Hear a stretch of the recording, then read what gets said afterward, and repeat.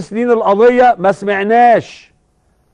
دي مزارع السمك اللي اهل الشر بيتريقوا عليها. شايفين؟ ما هو ده هو يعني اللي انا بعرضه ده فوتوشوب ولا بضحك على الناس؟ ما دي الحقيقة يا جماعة، دي الحقيقة.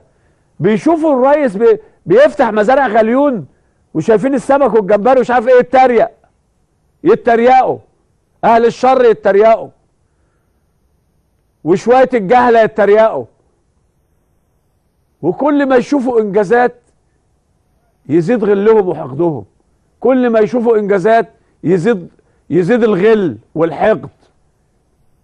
ها يعني ايه ده؟ وبعدين يا جماعه عايز انا اقول كمان، يعني احنا السنه دي انا شايف ان يعني من امبارح في الاحتفالات كده والناس فرحانه في الشارع وماشيين وكده، ببص في وش الناس